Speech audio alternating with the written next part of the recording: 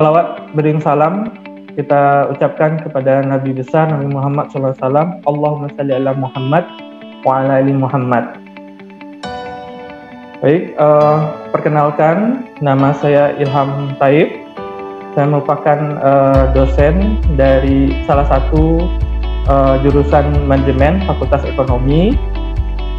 Saya akan menjadi moderator pada acara ini yang berjudul Managing and Leading of Change Organization in the Future. Hari bersama kita telah bergabung atau hadir Bapak Dr. Anang Krisyanto, Esos MSI. Selamat sore Pak.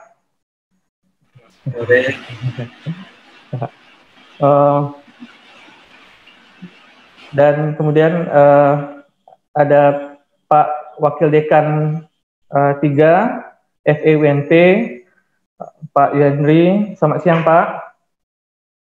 Selamat sore Pak. Ya, Raja, selamat sore Pak Ilham. Ya. Dan adik-adik mahasiswa dan aktivis mahasiswa, terima kasih telah bergabung bersama kami. Semoga dalam masih semangat Sumpah Pemuda ya, kita belajar, kemudian mendapatkan ilmu dari pemateri kita, yaitu Pak Anang Krisyanto, dan memanfaatkan waktunya sebaik-baik mungkin. Ini adalah kesempatan emas buat adik-adik mahasiswa semuanya untuk mendapatkan ilmu yang bermanfaat dari Pak Dr. Anang Krisyanto. Kemudian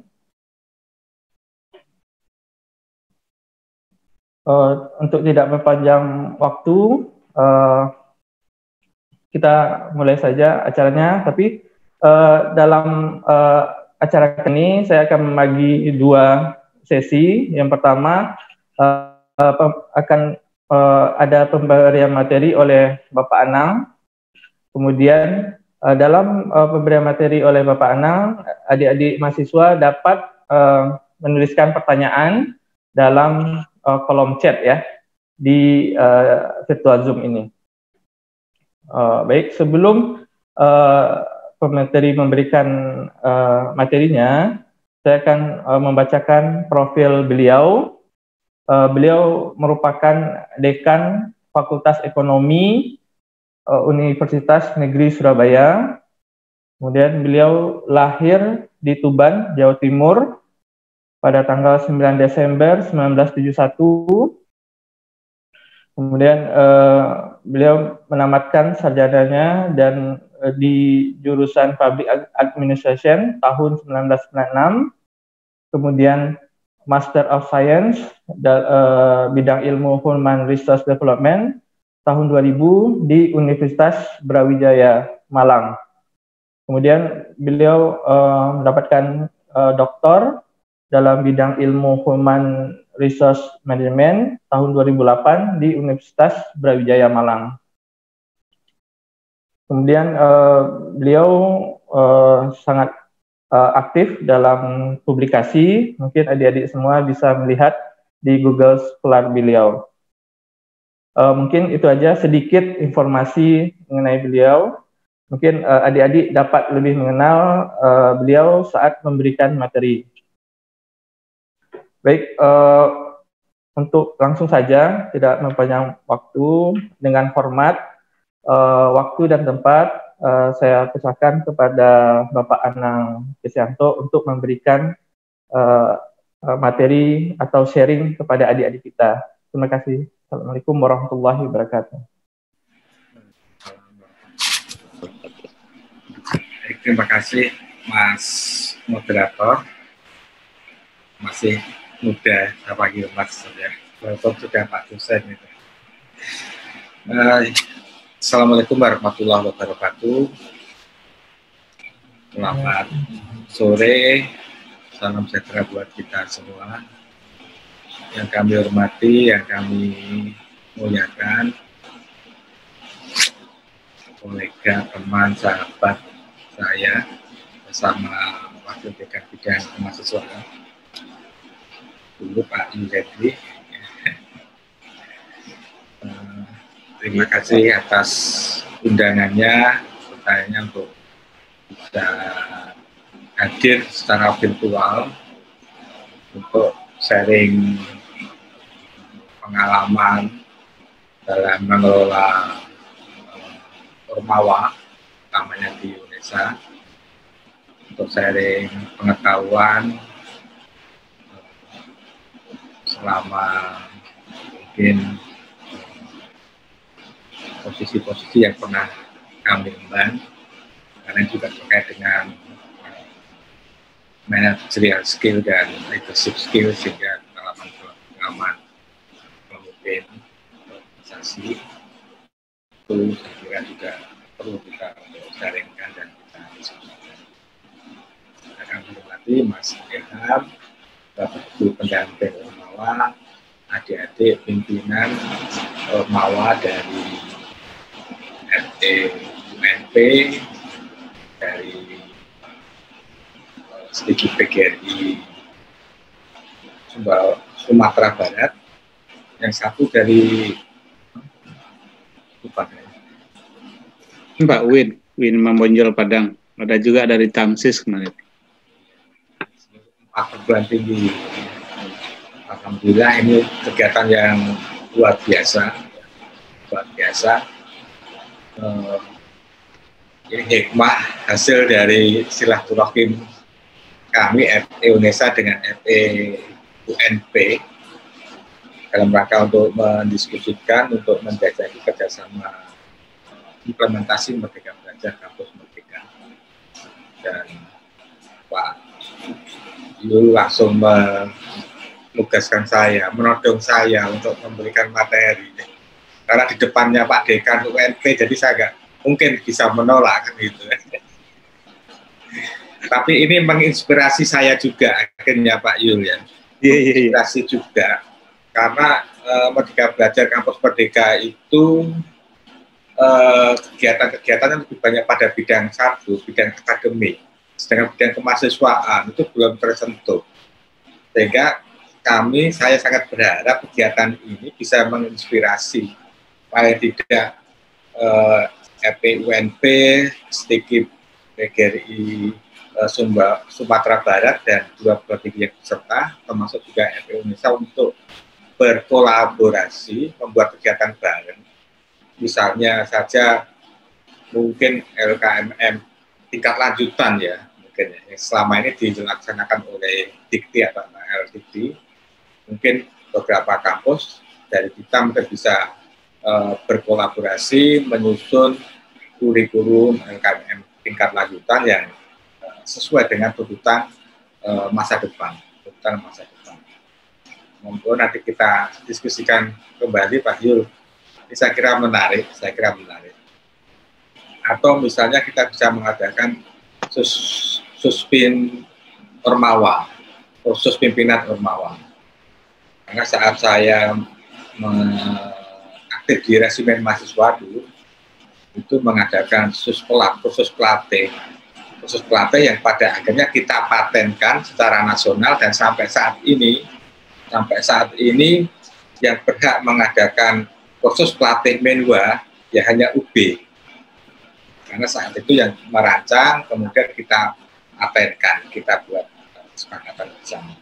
Nah, mungkin ini kita bisa kembangkan kerjasama ini di antara yang apa suspin Ormawa atau apa yang materinya sesuai dengan tuntutan zaman. Saya kira menarik. Monggo kalau Pak Yul berkenan untuk mandekani, nanti Pak Khairul WD3 kami akan kami sampaikan biar ya MK Merdeka Belajar Kampus Merdeka tidak hanya bidang akademik saja, tetapi juga bidang kemahasiswaan yang jauh lebih penting, sebenarnya lebih berkontribusi dalam pengembangan keterampilan skill yang dibutuhkan di masa yang akan datang. Bapak Ibu yang kami hormati, adik-adikku yang kami banggakan, saya coba screen dulu. Nih. Ini ya, udah muncul ya? G, ampun G. Iya. Baik, kami lanjutkan. Lanjut Mas. Karena tadi materinya adalah terkait dengan tantangan kepemimpinan manajerial di masa yang akan datang, sehingga saya mencoba untuk membuat kerangka framework, kerangka kerja, kerangka diskusi. Yang pertama, revolusi industri 4.0, COVID-19 sebagai akselerasi revolusi industri 4.0, kemudian normal, kemudian the future job 2025, berubah atau mati, kemudian mahasiswa sebagai agen perubahan, kemudian determinan managing and leading of organization change, kemudian alternatif gaya kepemimpinan yang mungkin relevan dengan kondisi saat ini maupun di masa depan. Lanjut. Revolusi industri 4.0 saya kira sudah tidak asing lagi di telinga kita. Saya yakin juga mungkin pemateri sebelumnya juga sudah menyinggung terkait dengan revolusi industri 4.0. Saya hanya mengajak untuk merefresh kembali apa konsekuensi implikasi daripada revolusi industri 4.0. Terkait dengan revolusi industri 4.0 itu tidak bisa kita pisahkan dengan apa yang namanya ucap volatility, uncertainty, complexity, ambiguity. Karena ini yang menjadi potret lingkungan eksternal organisasi kita. Organisasi kita akan sangat dipengaruhi oleh lingkungan eksternal. Dan lingkungan eksternal di era revolusi 4.0 ini bisa digambarkan dalam VUCA, yaitu volatility, uncertainty, complexity, dan ambiguity. Yang pertama adalah volatility, di mana kondisi yang sangat cepat berubah,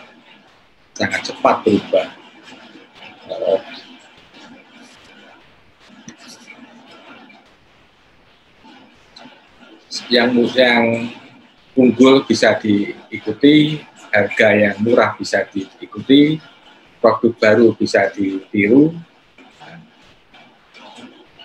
dan organisasi pesaing atau kompetitor itu kecepatannya dalam melakukan perubahan sangat tinggi, sehingga ini berimplikasi pada keterampilan baru yang harus dimiliki oleh karyawan maupun organisasi, yaitu bagaimana kita berpikir, punya mindset untuk beradaptasi, punya komitmen untuk lebih baik di masa yang akan datang. Kemudian U yang kedua adalah uncertainty atau ketidakjelasan, sulit untuk diprediksi. Jadi kondisi yang sulit untuk diprediksi, sulit untuk dikalkulasi, tetapi inilah kondisinya. Sehingga kita tidak mau harus melakukan adjustment atau melakukan perjanjian, melakukan kolaborasi, karena kalau kita saling bertempur tidak ada yang menang, tetapi justru sebaliknya semuanya adalah kalah, dua-duanya adalah kalah, sehingga yang cocok adalah bagaimana untuk berkolaborasi, kemudian fleksibel, dan ini juga perlu kita implementasi mulai sekarang. Kondisi COVID-19 ini kita tidak bisa kaku lagi mengimplementasikan SOP atau prosedur operasional standar. Termasuk juga untuk Ormawa. Tidak bisa lagi misalnya memaksakan diri harus kegiatan seminar offline misalnya seperti itu. Kan sudah kita programkan Pak. Kondisinya sudah berbeda, maka harus fleksibel. Rencana itu penting, tapi implementasi dari rencana itu tidak boleh sangat ketat. Rencana itu penting dan harus, tetapi implementasi itu tidak boleh sangat ketat. Ini adalah flexibility dalam menghadapi kondisi-kondisi ketidakpastian yang sangat tinggi. Yang kedua adalah complexity. Kondisi yang sangat-sangat kompleks. Kalau mungkin saya mengilustrasikan seperti yang sering kali disampaikan oleh Pak Jokowi, ruwet. Nah, ini adalah complexity, kondisi yang kompleks, yang ruwet, yang bulat, ya. Sehingga kita dituntut untuk memiliki keterampilan bagaimana memecahkan masalah yang kompleks. Bukan hanya sekedar memecahkan masalah yang sederhana, yang biasa, tapi memecahkan masalah yang kompleks. Harus bisa mengurai akar permasalahannya apa, solusinya seperti apa. Nah, ini harus kita tanamkan mulai saat ini. Karena ini sudah terjadi revolusi industri 4.0 itu pada dasarnya sudah mulai kita rasakan, sehingga kita harus mulai terbiasa menyelesaikan masalah-masalah yang sangat kompleks. Jika ada hal-hal yang tidak bisa dilakukan, tidak boleh lagi ngomong pusing-pusing, susah, dan sebagainya. Yang sering sambat itu sudah tidak eranya lagi. Keterampilan komunikasi, analisis data, itu juga menjadi kebutuhan, termasuk juga kejelasan. Bagaimana mengoperasionalkan indikator, mengoperasionalkan tujuan, visi-misi, program kerja, ini dalam rangka untuk menghadapi lingkungan yang sangat. Berikutnya adalah ambiguity atau kondisi yang bisa menyebabkan, yang berpotensi terjadinya mispersepsi, sehingga diperlukan keterampilan akuntabilitas, integrasi, innovation, technology centric.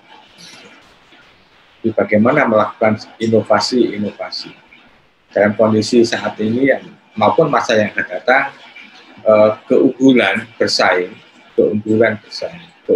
organisasi itu sifatnya hanya sementara. Sekarang unggul, besok belum tentu unggul. Seperti di pemeringkatan gitu Pak Yul. Ya. UI, UGM, ITB, ITS, ya kan, saling kejar-kejaran. Sehingga hanya inovasi yang bisa kita gunakan untuk menjaga, mempertahankan keunggulan, atau agar bisa menjadi sustainable competitive advantage, keunggulan secara berkesinambungan, atau keunggulan secara istiqomah. Maka inovasi itu yang menentukan. Jadi volatility, uncertainty, complexity, dan ambiguity ini menjadi fenomena gambaran bagaimana lingkungan eksternal di era revolusi industri 4.0 yang berimplikasi pada keterampilan baru yang harus dimiliki oleh semua orang, termasuk di sini adalah mahasiswa sebagai pimpinan Ormawa, baik BEM, GPM, HIMA maupun UKM fakultas. Kalau di tempat kami LKM. Kalau di sini sepertinya UKM fakultas. Baik, lanjut, monggo Mas. Untuk bisa menghadapi VUCA tadi, ya, maka kita juga harus punya visi. Jadi VUCA sampai kita artikan sebagai kondisi eksternal, tapi juga bagaimana menghadapi kondisi eksternal. Vision, ya, punya visi yang jauh ke depan. Seperti Pak Yul itu punya visi jauh ke depan. Kegiatan-kegiatan ini tentunya akan dikembangkan lagi. Kolaborasi apa yang kita kira bisa dilakukan. Tanpa visi yang jelas, yang bisa memprediksi masa yang akan datang, organisasi akan cepat punah. Kemudian understanding, bagaimana memahami kepastian, ketidakjelasan, dan agility. Agility adalah lincah. Jadi organisasi di era revolusi industri 4.0 itu harus lincah. Maka kita juga perlu memperhatikan struktur organisasi kita. Karena kondisi VUCA tadi, maka struktur organisasi tidak boleh gemuk, tapi harus yang ramping, agar gesit, lincah untuk lari. Kalau membawa badannya sendiri aja berat, kalau gemuk, struktur organisasi gemuk, ya, maka bagaimana bisa bersaing dengan organisasi yang lain. Kalau saya contohkan misalnya di fakultas, misalnya, kalau strukturnya terlalu gemuk, ya kan, dananya, anggarannya habis untuk tunjangan pimpinan. Demikian juga perusahaan. Ormawa pun sebaiknya juga harus menyesuaikan ini. Jadi struktur organisasi, struktur mungkin kepanitiaan yang gemuk itu sudah tidak relevan lagi. Tapi harus ramping. Walaupun toh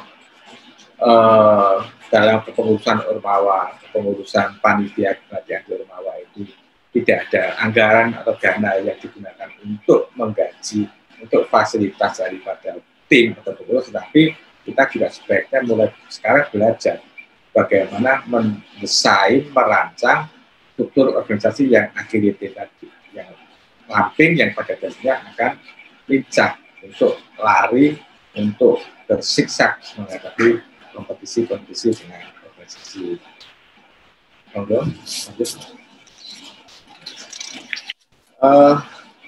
Bapak Ibu yang kami hormati, adik-adik mahasiswa yang kami banggakan, COVID-19 sudah hampir setahun, ya. Februari itu sudah mulai masuk, Maret Presiden Jokowi menyampaikan Indonesia terpapar COVID. Sekarang sudah lebih dari hampir 8 bulanan, ya, yang salah satu dampaknya adalah PSBB.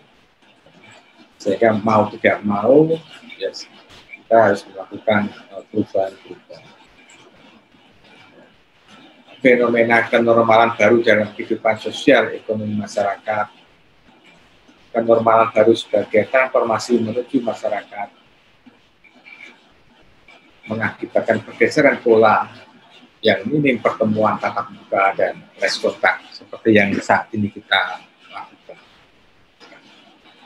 Sehingga COVID-19 ini pada dasarnya adalah fase akselerasi revolusi industri 4.0. Ini sebenarnya bisa kita maknai sebagai berkah yang diberikan Tuhan Allah SWT kepada kita untuk melakukan percepatan dalam melakukan perubahan menyongsong revolusi industri 4.0.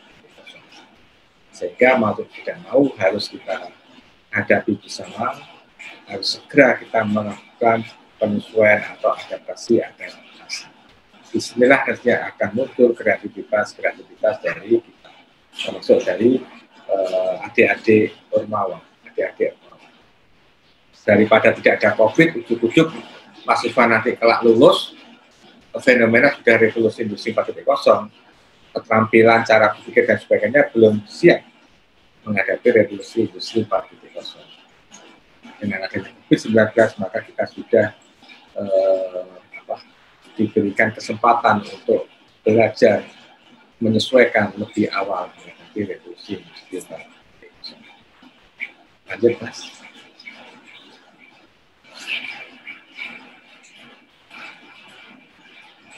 Saya kira ini new normal. Lanjut, saya kira sudah sering kali termasuk juga ada pergeseran perilaku, ya, konsumen masa lalu, konsumen masa kini, ya, konsumen tak hanya mengkonsumsi produk tapi juga konten.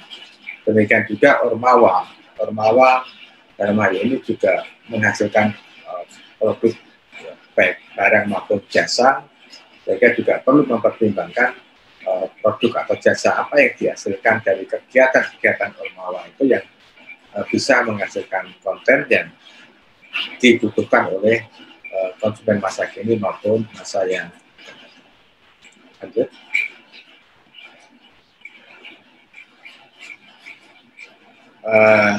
Ini hasil survei bahwa ada peningkatan penggunaan medsos. Tertinggi itu YouTube, ya. YouTube, kemudian terus nomor 3 Facebook,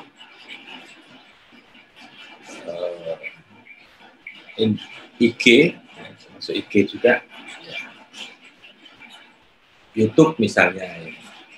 Ya, sekarang kita juga harus mulai beradaptasi bagaimana mensosialisasi program kerja, kegiatan melalui YouTube. Ya. Tidak hanya Bapak Ibu guru atau dosen, tidak hanya YouTuber, semuanya harus menjadi YouTuber, termasuk Ormawa juga, untuk bisa menyampaikan aspirasi, menyampaikan gagasan, program kerja dan sebagainya. Sehingga sangat mungkin demo itu tidak lagi offline seperti yang kemarin dilakukan oleh teman-teman maupun teman-teman Ormawa maupun guru, mahasiswa ya, maupun guru yang di sana maupun di semua kota, tapi juga bisa menggunakan YouTube, itu nanti itu yang akan lebih efektif. Jadi perubahan-perubahan ini juga harus kita tangkap untuk melakukan adaptasi penyesuaian dalam menjalankan organisasi, termasuk organisasi kemahasiswaan. Sehingga di sini pun juga bisa menjadi strategi kita. Kalau misalnya kita akan melakukan kegiatan, iklannya di mana, misalnya brandingnya di mana, iklannya di mana, ya kita pilih media sosial, medsos yang kira-kira banyak diakses oleh masyarakat, terutama masyarakat milenial. Lanjut. Ya, ini hampir sama dengan tadi ya. Ya, ini lanjut, ini semua potret bahwa masyarakat kita baik yang milenial maupun yang usia sepuh, yang usia anak-anak pun juga sudah banyak menggunakan media-media sosial. Jadi media sosial ini sekarang media yang paling efektif untuk menyampaikan gagasan, menyampaikan aspirasi, melakukan promosi dan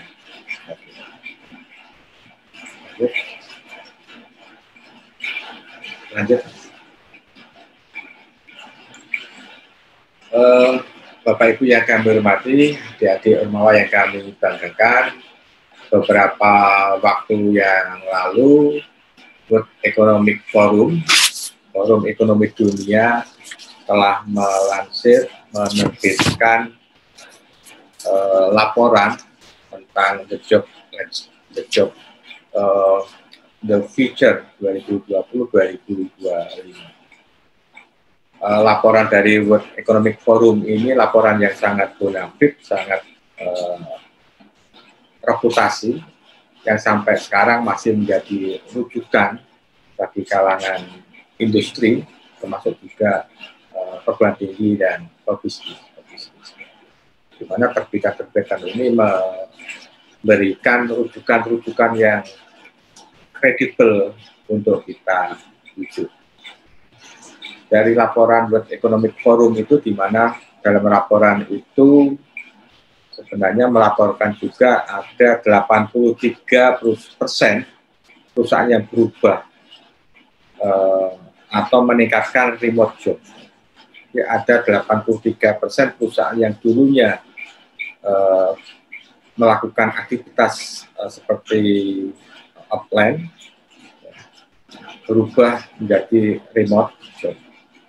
83%. Kemudian juga ada 84% perusahaan yang melakukan percepatan digitalisasi. Ya mungkin sebelum ada COVID, perusahaan-perusahaan masih adem ayem, masih santai, masih belum mengagendakan digitalisasi, tetapi dengan adanya COVID ini ada peningkatan menjadi 84% perusahaan melakukan percepatan digitalisasi. Masih slide tadi aja. Yang ini ya, ini aja. Kemudian juga ada 50% perusahaan melakukan percepatan otomatisasi kantor, paperless office. Nah, sekarang sudah banyak. Program tinggi pun juga sudah melakukan paperless office, tapi ada peningkatan lagi. Kemudian ada 67%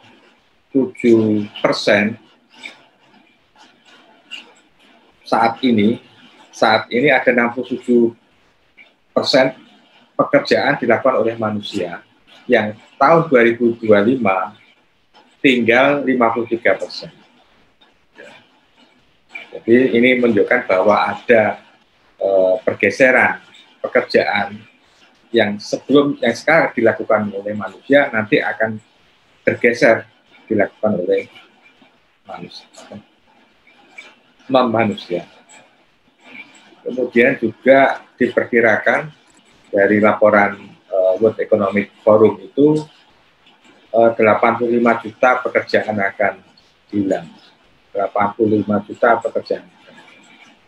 Tetapi adik-adik tidak perlu khawatir takut karena akan muncul pekerjaan-pekerjaan baru sebesar sejumlah 97 juta. 97 juta. Yang hilang 85, yang muncul pekerjaan baru, posisi baru 97 juta. Sehingga lapangan pekerjaan tetap ada, tetapi lapangan kerja yang baru itu menunjukkan keterampilan. Kemudian ada 50% pekerjaan yang perlu reskilling.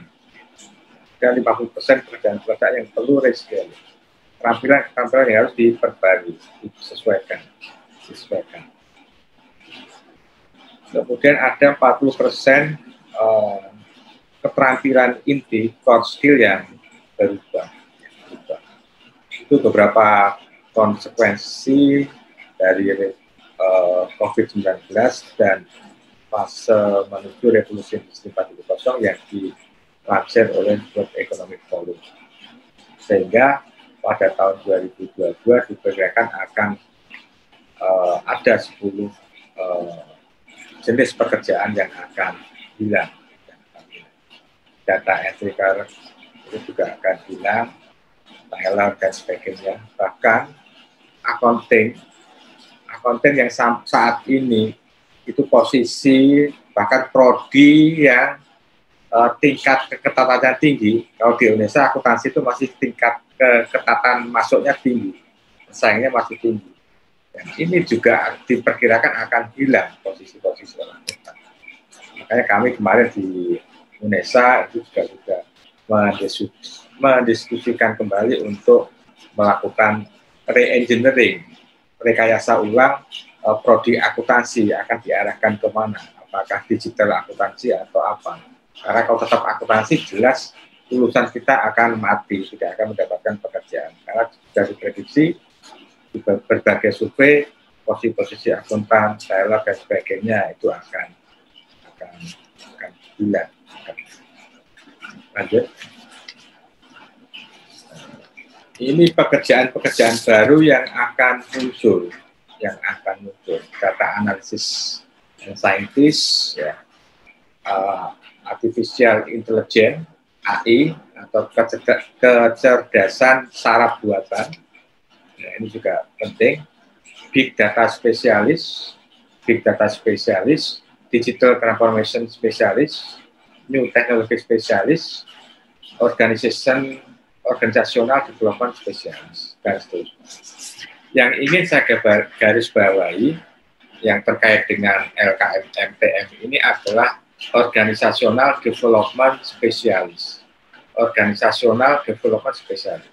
Sehingga para pimpinan Ormawa itu harus mulai belajar bagaimana menjadi spesialis pengembangan organisasi. Belajar menjadi ahli pengembangan organisasi. Karena Ormawa itu kan menjalankan organisasi. Dengan perubahan-perubahan lingkungan eksternal tadi, VUCA tadi, maka harus bisa menjadi spesialis ahli pengembangan organisasi. Kalau ini bisa dijalankan, maka saya pastikan alumni Ormawa pasti akan eksis di era revolusi 4.0 yang memiliki nilai tambah bagi mungkin teman-teman yang tidak punya pengalaman organisasi. Memang sampai saat ini pun dari pengamatan saya atau bahkan saya juga pernah melakukan penelitian social capital dan career success DPRD Jawa Timur itu tahun 2013. Kemudian juga melakukan penelitian modal sosial terhadap career success manajer BUMN di Jawa Timur, ada 14 BUMN sebanyak 234 manajer. Itu menunjukkan bahwa social capital yang salah satunya adalah pengalaman organisasi membangun jejaring, klik sosial klik, itu ternyata meningkatkan karir suksesnya di mana mereka berkarir, termasuk di karir politik. Tetapi kalau pengalaman organisasi kemahasiswaan tidak melakukan perubahan-perubahan sesuai dengan tuntutan revolusi industri 4.0, maka pengalaman organisasi itu tidak menjadi arti bagi kesuksesan karirnya di masa yang datang. Sehingga sekali lagi organizational development spesialis itu kami harapkan bisa diasah, didapatkan dari menjalankan organisasi kemahasiswaan. Lanjut.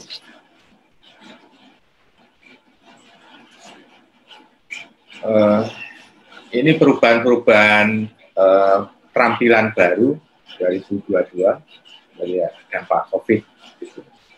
Analytic thinking and innovation, active learning and learning strategy, creativity, originality and initiasi, design teknologi, programming, termasuk juga tadi complex problem solving, leadership and social influence, kemudian emotional intelligence, kecerdasan emosional, reasoning, problem solving and idea, system analysis and evaluation. Mohon adik-adik ini dicatat perubahan keterampilan baru ini yang harus menjadi output dan outcome dalam setiap kegiatan Ormawa, termasuk juga untuk pengembangan mahasiswa baru. Kalau selama ini PKKMB atau mungkin kalau di Indonesia selain ada PKKMB 1 minggu, itu juga ada PKKMB 1 semester yang namanya pengembangan mahasiswa baru. Sehingga kurikulumnya itu harus disesuaikan di sini, harus mengacu pada sini. Kegiatan-kegiatan itu harus menghasilkan keterampilan baru ini. Sehingga adik-adik kita ya, begitu aktif di organisasi, mengikuti kegiatan-kegiatan yang diadakan oleh BEM, HIMA, UKM, DPM, maka sekaligus mereka juga mendapatkan keterampilan-keterampilan baru yang dibutuhkan di tahun 2022 maupun di era revolusi industri 4.0. Inilah yang harus kita lakukan perubahan dari kegiatan-kegiatan lama menjadi kegiatan-kegiatan baru. Yang kegiatan-kegiatan lama yang tidak selalu berorientasi pada skill baru, yang sekarang dirubah kegiatan-kegiatan atau program kerja kemahasiswaan yang bisa menghasilkan keterampilan baru seperti ini. Lanjut.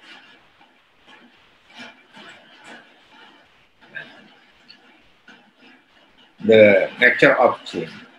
Ya, perubahan itu hal yang tidak bisa kita hindarkan. perubahan itu alami, ya, tidak bisa kita hindari lagi. Adanya globalisasi, revolusi industri 4.0, COVID-19. Sehingga sebenarnya hanya ada dua pilihan, berubah atau mati. Ormawa melakukan perubahan atau mati. Mati dalam hal ini walaupun dibiayai oleh Pak Yul, walaupun dianggarkan oleh Pak Yul, peminatnya tidak ada yang tertarik lagi ke Ormawa. Kalau kegiatannya tadi tidak menghasilkan keterampilan baru yang dibutuhkan revolusi industri 4.0. Ini kami mengajak teman-teman Ormawa di Sumatera Barat. Terus terang ini juga belum saya sampaikan ke anak-anak kami. Setelah ini mungkin baru akan saya sampaikan ke anak-anak kami di Indonesia. Ini hikmah dari Pak Yul juga ini. Ya, jadi anak-anak kami nanti pun juga akan saya ajak untuk melakukan perubahan-perubahan ini. Jangan yang bentak-bentak, mungkin sampai Pak Yul juga Pak ya, yang bentak-bentak yang masalah gitu lah. Itu sudah tidak sesuai dengan ini. Ya. Viral ya? Viral ya. Ini sudah tidak sesuai dengan kondisi sekarang ini. Ya, berubah atau mati seperti itu tadi. Kalau nggak melakukan perubahan ya mati tadi, viral itu tadi. Iya. Sebenarnya kami juga sudah lama mewanti-wanti agar FE tidak terjadi, karena saat itu juga ya kalau saya berkat pertolongan Allah Pak Yu, karena saat itu memang ini pengalaman juga. Saat itu ada pendamping kami yang masih join di Zoom, jadi pada saat punishment dan sebagainya itu bisa dikendalikan. Andaikan kalau sudah keluar dari Zoom, mungkin ya sama dengan fakultas kami yang lain yang viral itu. Nah ini sehingga kami mengajak teman-teman di Sumatera Barat yang adik-adik Ormawa, ya kan, tidak harus lagi mempertahankan, oh ini sudah budaya Pak, ya kan, oh tradisi Pak, kita pertahankan harus ada, tidak zamannya lagi. Tradisi itu bukan hal yang sakral, ya, tapi harus disesuaikan, harus dirubah. Berubah atau mati hanya ada. Betul tuh Pak Nan. Karena mahasiswa itu lebih orang tua dari kita, ya, mempertahankan tradisi. Ya, tradisi ya. Maka harus membuat tradisi baru. Ormawa harus membuat tradisi baru. Justru inilah sebagai pimpinan Ormawa bisa meletakkan momentum ya, hal-hal yang monumental, hal-hal yang monumental. Di zaman saya sebagai ketua BEM misalnya saya mengadakan kegiatan kompetisi online misalnya, itu kan monumental misalnya. Itu tradisi baru juga, harus membuat tradisi baru. PKKMB baik yang 1 semester maupun 1 minggu harus diarahkan pada keterampilan-keterampilan baru. Sehingga kami juga mengajak teman-teman dan termasuk juga Bapak Ibu pendamping untuk ya tidak segan-segan mencoret program kerja yang tidak sesuai, gitu ya. Demikian juga mengajak adik-adik Ormawa, ya tidak boleh gandoli mempertahankan program kerja yang tidak sesuai lagi, sehingga dua-duanya bisa match, bisa bersinergi, dan mereka menghasilkan keterampilan-keterampilan baru yang dibutuhkan di industri 4.0. Termasuk juga pola-pola kegiatan, sehingga Ormawa pun juga sekarang ya, digital Ormawa, di bisnis ada digital bisnis, maka Ormawa ya digital Ormawa, salah satunya di kegiatan-kegiatan. Tapi perlu dirancang lagi lebih menarik, ya seperti tadi yang efektif di media sosial apa, itu yang jadi pangsa-pasar. Ke depan kita melakukan kompetisi secara offline, saya yakin juga tidak akan laku. Anak-anak SMA pun juga enggan untuk mendaftar. Tapi lebih menarik seperti tadi jadi YouTuber dan sebagainya. Lanjut.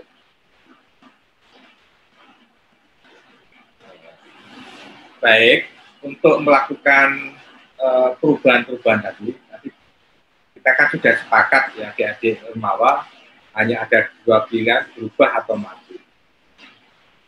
yang kita pilih tentu yang berubah, karena kita ingin organisasi mati di tangan kita. Kita tidak ingin organisasi mati di tangan kita. Saya pun juga tidak ingin Fakultas Ekonomi Indonesia mati di tangan kepemimpinan saya. Maka saya juga harus melakukan perubahan dan perubahan. Perubahan itu harus dilakukan secara terus-menerus untuk bisa eksis, untuk bisa sustainable, competitive advantage. Perubahan-perubahan harus tetap kita lakukan agar kita bisa unggul secara terus-menerus, unggul secara istiqomah. Mahasiswa dari sejak dulu sampai sekarang itu adalah masih menjadi agen perubahan. Mahasiswa itu menjadi agen perubahan. Maka mahasiswa pun juga harus mengambil peran sebagai agen perubahan. Dimulai dari tempat atau organisasi yang paling terkecil, yaitu Ormawa yang dipimpinnya. Kalau dia sebagai ketua BEM, ya mulai dari BEM, melakukan perubahan. Kalau hima, ketua hima, ya ketua hima. Oh, kalau tidak hima, Pak, hanya panitia saja, ya ketua pelaksana kegiatan dilakukan perubahan. Apalagi kalau sudah melakukan menjalankan organisasi dengan skop yang lebih besar. Tentu dalam melakukan perubahan itu bukan hal yang gampang. Dalam melakukan perubahan bukan tanpa ada resistensi. Perubahan pasti ada resistensi. Resistensi itu adalah penolakan. Perubahan pasti ada penolakan atau resistensi. Terutama status quo itu pasti akan melakukan resistensi. Tapi kita sebagai leader, sebagai pemimpin harus bisa memimpin dan mengelola perubahan organisasi. Memimpin, mengelola dan memimpin change organization. Untuk bisa memimpin dan mengelola perubahan organisasi, maka ada 5 determinan atau 5 faktor kunci untuk kita bisa sukses melakukan perubahan. Yang pertama adalah memotivasi perubahan. Yang kedua adalah menciptakan visi. Yang ketiga adalah mengembangkan dukungan politis. Yang keempat adalah memanage transisi, dan kelima adalah menjaga momentum. Jadi 5 kunci ini yang harus kita pegang agar kita bisa mengelola dan memimpin perubahan organisasi secara efektif. Kunci-kunci ini harus kita pegang, yang harus kita identifikasi perubahan apa yang akan kita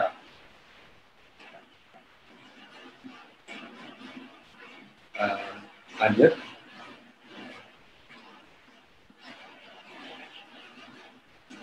Yang pertama, memotivasi perubahan, yaitu menciptakan kesediaan untuk berubah.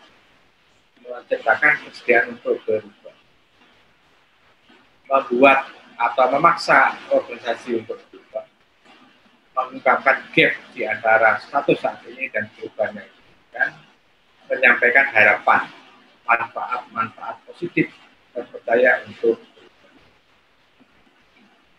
Kalau kita belajar perilaku organisasi, di mana juga ada teori motivasi yang bawaannya, dari banyaknya teori motivasi itu sebenarnya inti dari motivasi itu kan memberikan apa-apa yang mereka inginkan.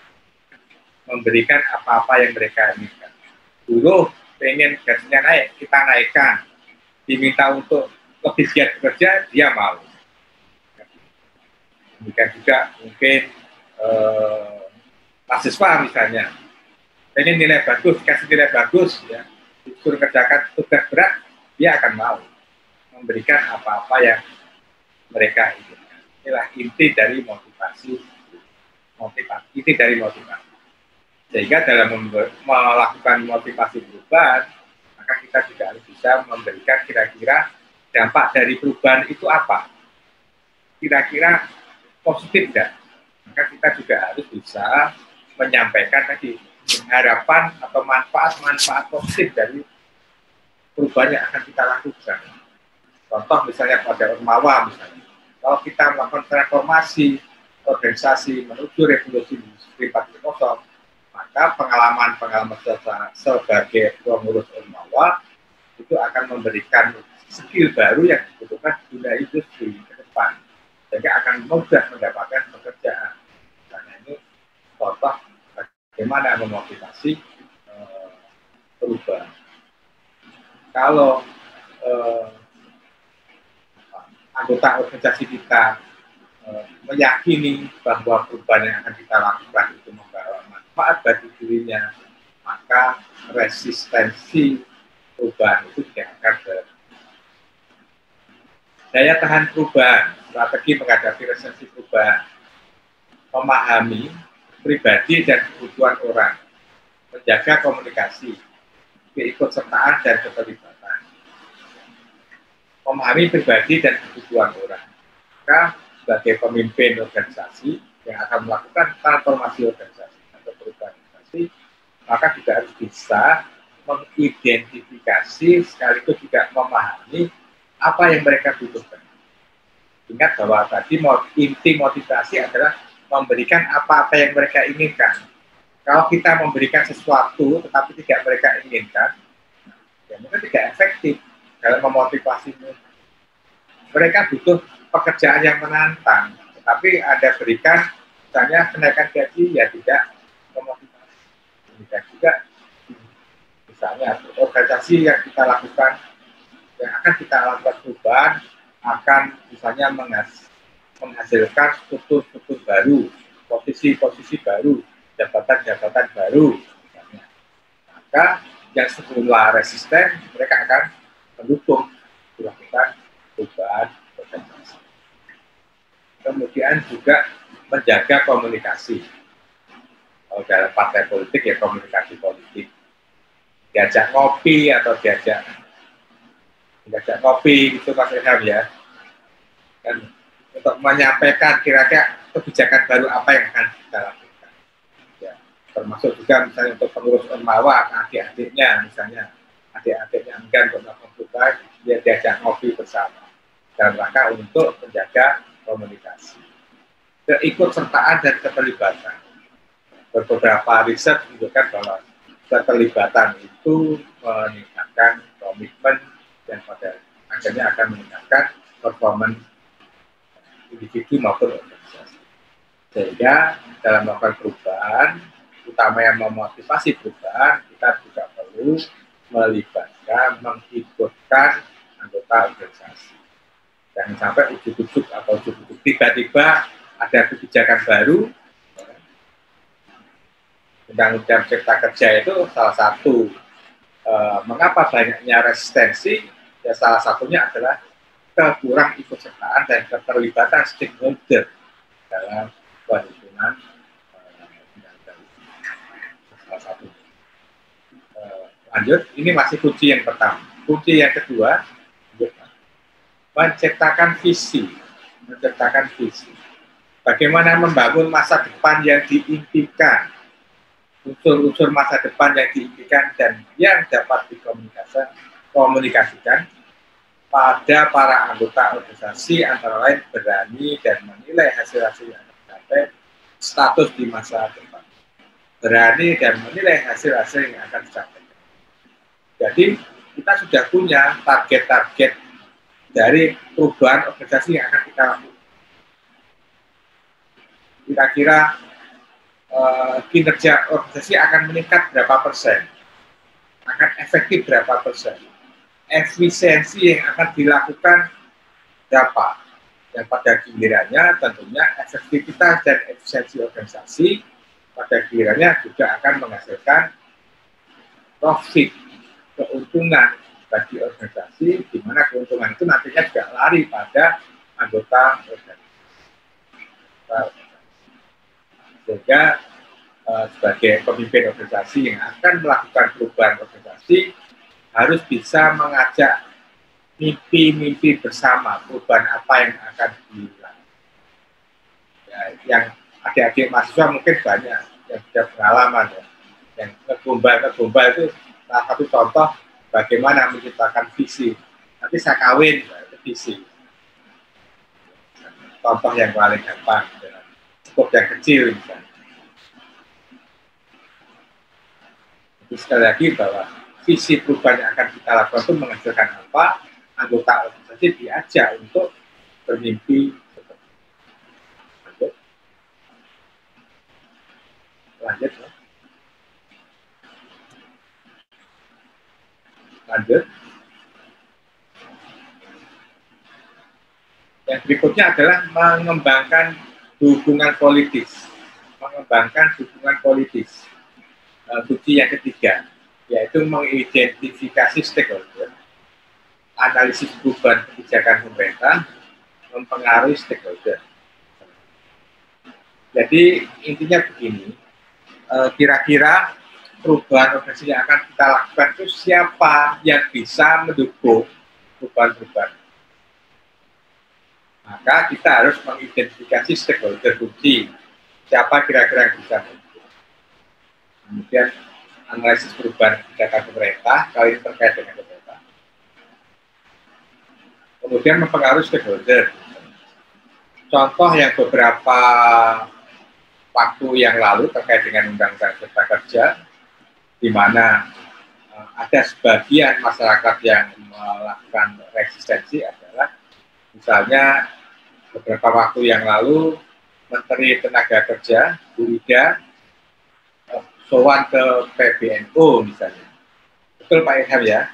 Dengar ya. Misalnya Bu Ida sowan ke PBNU, kemudian sowan ke tokoh-tokoh nasional yang lain. Ini dalam rangka mengembangkan hubungan politis. Dalam rangka mengembangkan hubungan politis. Maka adik-adik Ormawa kalau akan membuat perubahan organisasi, ya harus bisa mengidentifikasi stakeholder. Tokoh kuncinya siapa? Kemudian dari tokoh kunci itu dipengaruhi ya, dibujuk bagaimana agar tokoh-tokoh kunci atau stakeholder kunci itu bisa mendukung perubahan-perubahan yang akan kita lakukan. Maka saya mengajak pada adik-adik mulai sekarang ya mengidentifikasi. Ini salah satu bentuk contoh mengembangkan keterampilan tadi organizational development spesialis tadi, keterampilan organizational development spesialis, ahli pengembangan organisasi. Mulai sekarang harus dilakukan. Nah ini setiap organisasi berbeda, setiap isu, setiap perubahan yang akan dilakukan, stakeholder kuncinya bisa berbeda, termasuk juga cara mempengaruhinya juga berbeda. Ini bentuknya seni dalam memimpin, seni dalam menjalankan organisasi. Tapi saya yakin adik-adik Ormawa, pimpinan Ormawa memiliki keahlian, memiliki seni dalam menjalankan perubahan. Lanjut. Kemudian berikutnya adalah kunci berikutnya adalah memanage transisi, yaitu perencanaan aktivitas, perencanaan komitmen atau persetujuan mengikat struktur manajemen perubahan. Ini juga perlu disiapkan, karena perubahan organisasi itu berdampak pada SOP baru, misalnya standar operasional prosedur, perencanaan aktivitas, timeline yang jelas, sumber daya apa yang akan digunakan. Itu harus dibuat perencanaannya, termasuk juga struktur manajemen perubahan yang baru. Jadi saya sampaikan tadi bahwa revolusi industri 4.0 dituntut struktur organisasi yang ramping, yang kecil sehingga bisa lincah. Kalau struktur sebelumnya itu gemuk, maka harus dibuat struktur baru. Nah, inilah fase bagaimana mengelola masa transisi.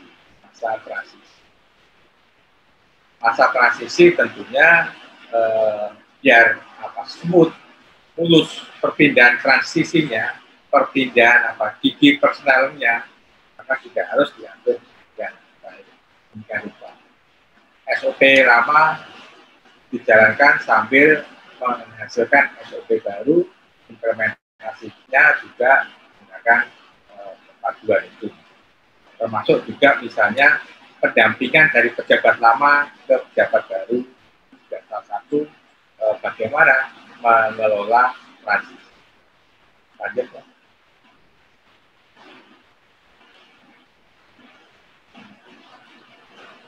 Berikutnya adalah menjaga momentum, mendukung pelaksanaan perubahan. Yaitu, ini juga penting, menyediakan sumber daya untuk perubahan, membangun sistem pendukung, mengembangkan kemampuan dan keterampilan baru, menguatkan perilaku-perilaku baru, meningkatkan proses pembelajaran. Ini dalam rangka menjaga momentum.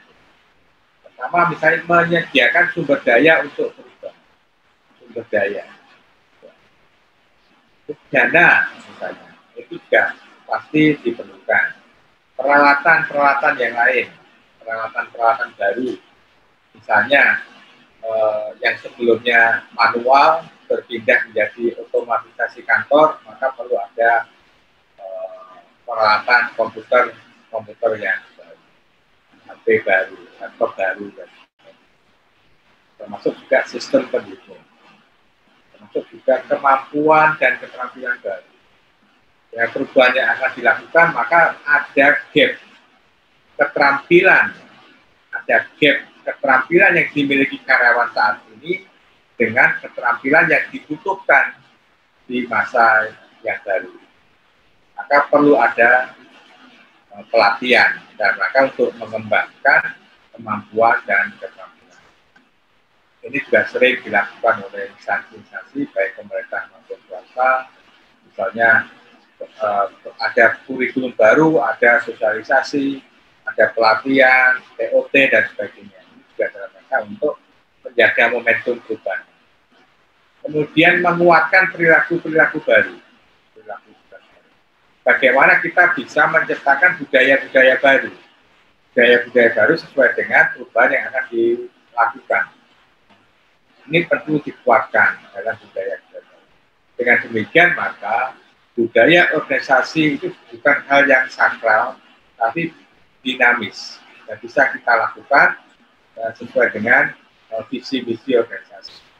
Visi berubah, tentu budaya juga berubah. Perilaku-perilaku baru itu mengacu pada norma-norma, nilai-nilai yang ada di organisasi. Itu yang bisa menghasilkan perilaku-perilaku. Kemudian juga meningkatkan proses pembelajaran. Keterampilan-keterampilan baru, pembelajaran secara terus-menerus. Lanjut. Baik, itu tadi ada 5 kunci bagaimana yang harus dipegang, 5 kunci determinan yang harus dipegang dalam rangka memimpin dan mengelola perubahan. Bapak Ibu yang kami hormati, anak-anakku Ormawa di Sumatera Barat yang kami banggakan, terkait dengan perubahan organisasi di masa yang akan datang, tentunya juga ada gaya kepemimpinan yang relevan, yang sesuai dengan kondisi-kondisi baru. Memang pada dasarnya gaya kepemimpinan itu tidak ada satupun gaya kepemimpinan yang baik. Tidak ada satupun gaya kepemimpinan yang baik. Gaya kepemimpinan yang baik adalah gaya kepemimpinan yang sesuai situasi dan kondisi, sesuai dengan siapa yang dihadapi. Namun demikian, terkait dengan isu-isu atau fenomena atau lingkungan eksternal yang terkait dengan revolusi industri 4.0, dalam beberapa jurnal literatur itu dinyatakan bahwa ada kecenderungan gaya kepemimpinan tertentu yang kira-kira efektif dalam menjalankan organisasi saat ini maupun di masa yang akan datang. Di antaranya adalah servant leadership. Lanjut, Mas. Servant leadership. Gaya servant leadership itu apa? Yaitu gaya kepemimpinan yang pemimpin yang melayani, menempatkan kebutuhan, aspirasi, dan kepentingan orang lain di atas kepentingan mereka sendiri. Servant leadership. Saya kira Pak Yul sudah menerapkan ini. Dan WD3 pasti ya menerapkan ini. Kita 24 jam melayani mahasiswa. Sehingga Pak Jani, sebenarnya agendanya dengan keluarga, diundang mahasiswa ya datang. Ini melayani, contoh melayani.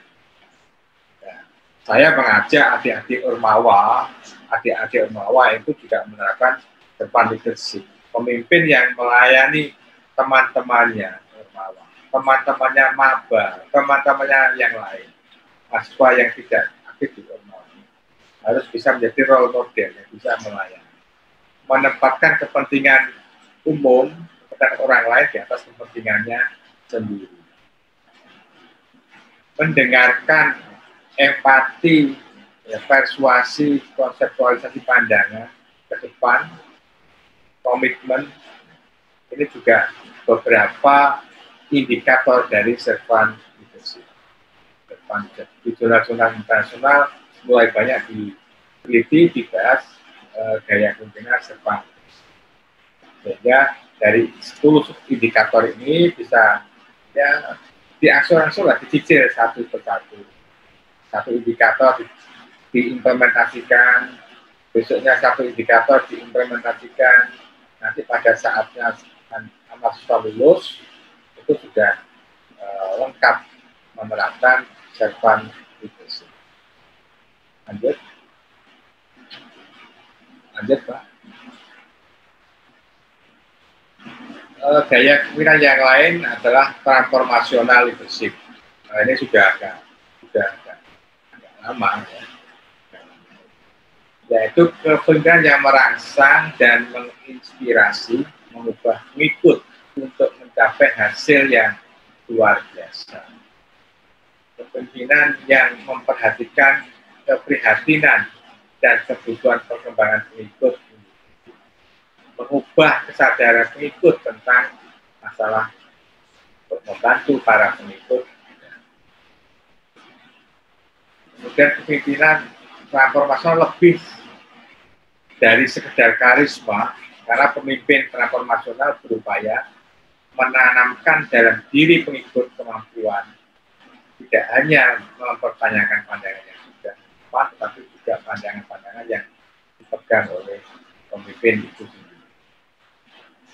Jadi transformasional itu bagaimana merangsang, menginspirasi anggota organisasi, sehingga ini dibutuhkan karisma tertentu.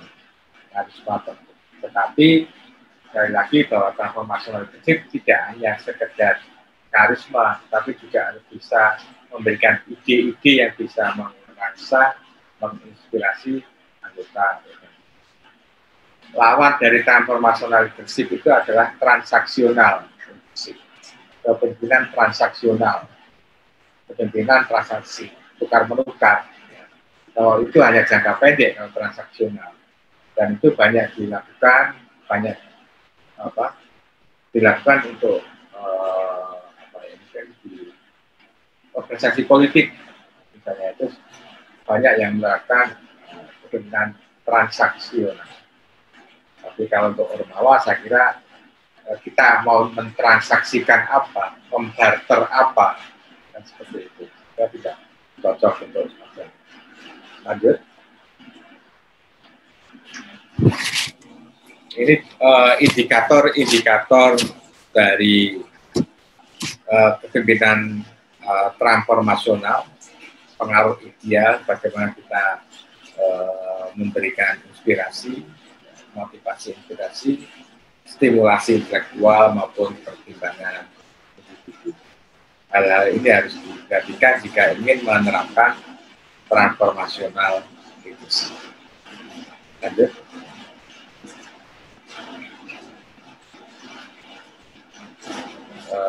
Saya kira ini terakhir ya, kita mengutip dari Darwin, it is not the strong species that survive, not most intelligent, but the one most responsive of the group.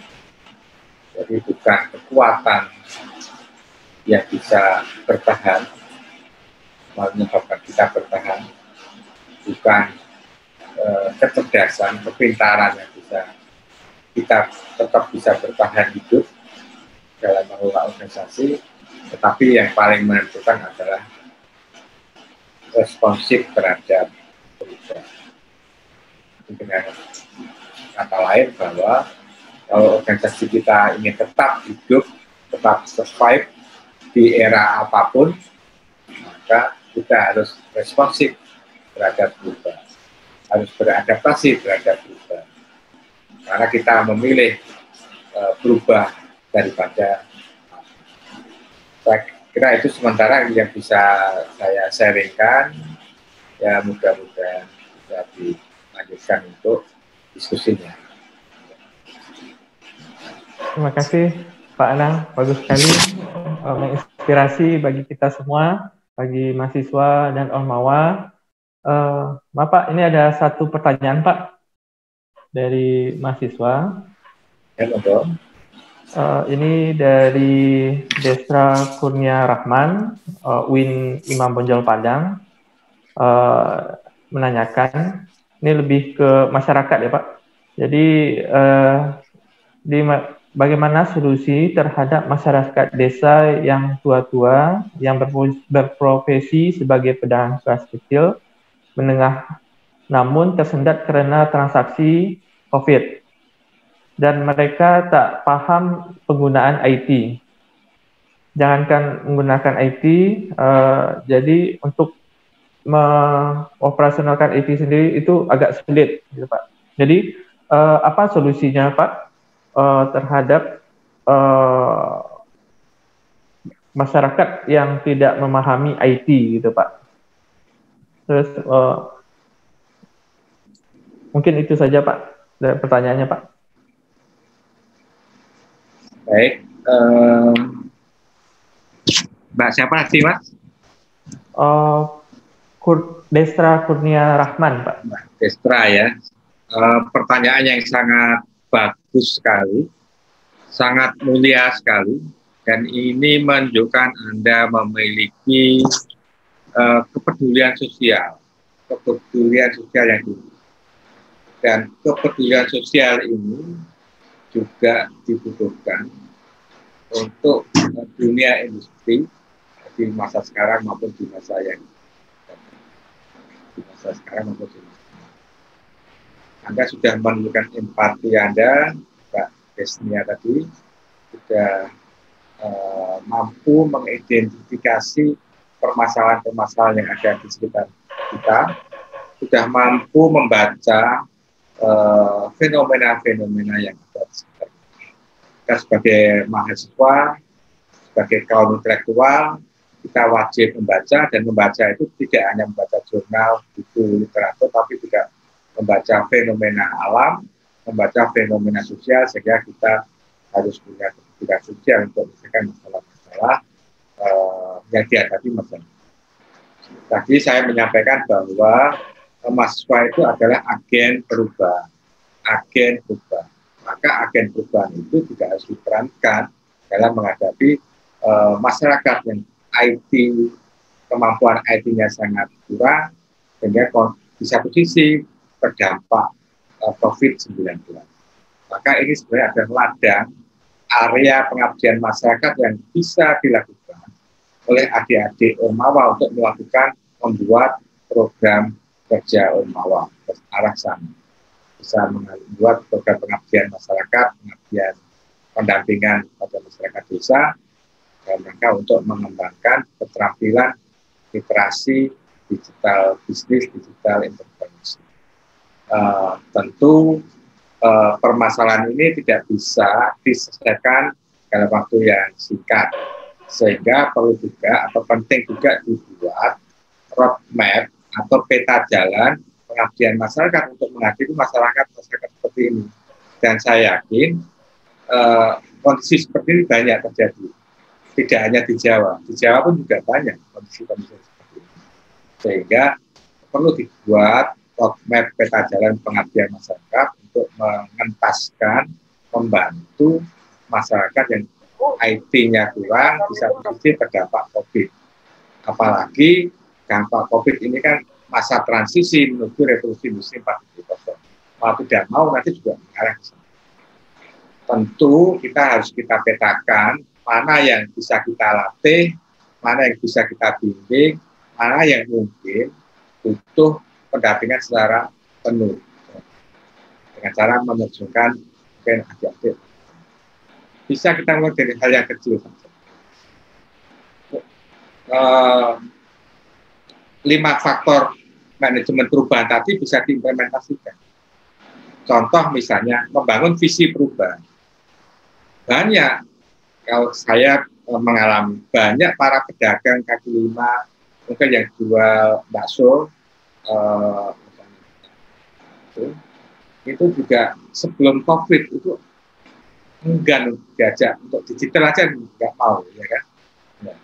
Tapi dengan COVID kita yakinkan kembali, akhirnya salah satu contoh membangun visi.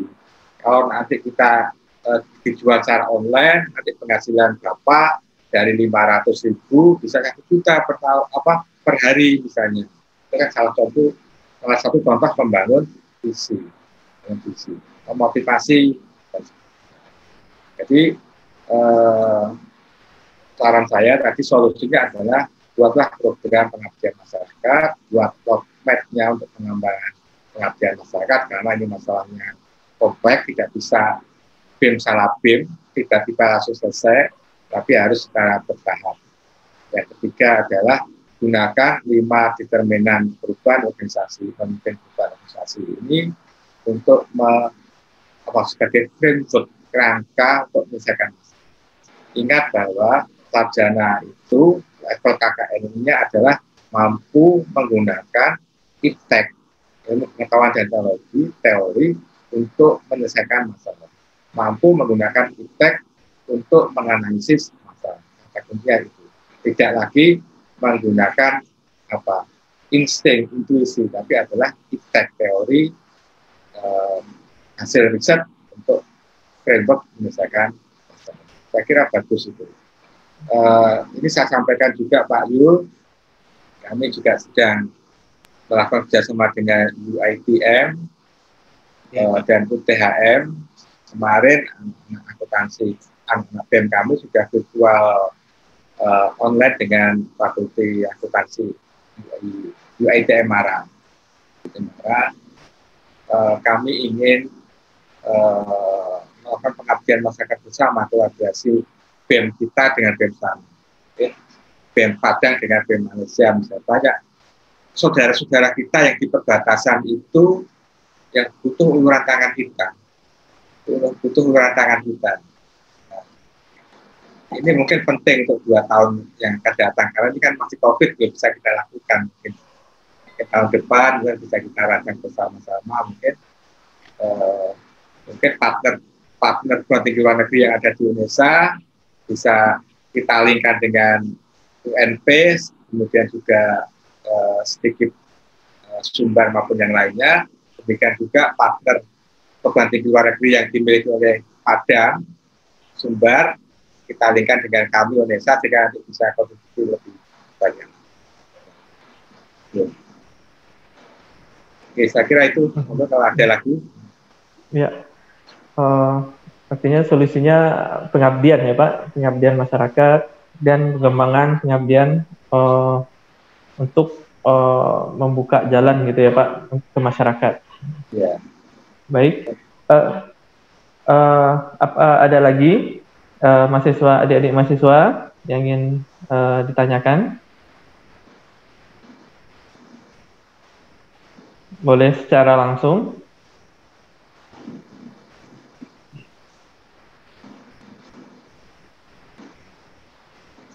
Oh, mungkin tidak ada. Jadi ini Pak, kalau misalnya kan di dalam organisasi mahasiswa ini kan pengalaman Pak, ada beberapa mahasiswa ini takut dengan seniornya gitu Pak. Artinya ada resistensi ya Pak terhadap perubahan. Itu ada solusinya nggak Pak? Bagaimana kadang-kadang rasa takut ini mengalahkan ini Pak, apa namanya, perubahan gitu Pak. Ya Pak. Ya sebenarnya bisa kita lakukan dengan 5 determinan tadi. Itu kunci dalam melakukan perubahan. Identifikasi dari sehingga memotivasi perubahan, kemudian menciptakan visi, kemudian membangun hubungan politik. Hubungan politik di sini berarti kan regulator, mengambil kebijakan. Mungkin perlu regulasi yang bisa memproteksi mahasiswa yang diancam-ancam, ditakut-takuti misalnya, dengan komisi etik atau apa misalnya. Kemudian juga dibuat menjaga momentum, SOP, sistem baru, budaya baru, perilaku-perilaku baru. Kira itu bisa dilakukan. Yang pertama adalah kita perlu mengajak mensosialisasikan bagaimana merubah mindset tadi. Mindset yang pertama, cara berpikir yang sudah tidak sesuai, itu yang sudah pertama kali. Baik Pak, terima kasih banyak Pak. Ya, Pak. Mungkin kalau tidak ada, bagaimana Pak Yandri kita tutup Pak? Boleh. Makasih banyak Pak Nang sudah menginspirasi. Ini adik-adik mahasiswa ini kan sudah tahu apa pekerjaan yang hilang, apa pekerjaan yang muncul kan itu ya. Kemudian apa skill-skill yang diperlukan dalam abad 21 khususnya revolusi industri dan masa pandemik. Kita tidak bisa lagi berpikir seperti lama, prosedural, ya kan? Prosedural yang lama-lama ruwet itu. Nah, kalau diskusi, kalau rapat, tinggal diserahkan kontennya, mana yang setuju, mana yang tidak, tinggal ketuk palu, kan gitu.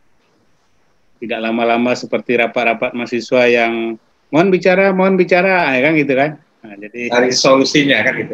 Harus ada solusinya. Jadi kan selalu ada draft, ada masukan kita, ada masukan orang lain, kita adu, gitu kan. Ini kan rapatnya, kalau masa lalu rapat kita, ya rapat itu tujuan daripada organisasi itu.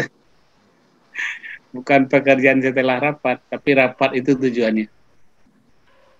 Gitu ya Pak Nang ya dulu ya. Dulu kan rapat, karena dengan rapat itu kita mungkin menambah skill bicara kan gitu kan. Ya, zaman kita dulu mahasiswa Pak ya. Ya. Sekarang eranya berubah. Pakai YouTube ya. Skillnya tidak lagi skill bicara di atas meja yang lempar kursi meja itu kan. Terima kasih Pak Nang. Mohon maaf. Terima kasih Pak. Ya, terima kasih sama-sama. Mudah-mudahan bermanfaat dan berkesinambungan. Ya Pak, terima kasih. Terima kasih Pak.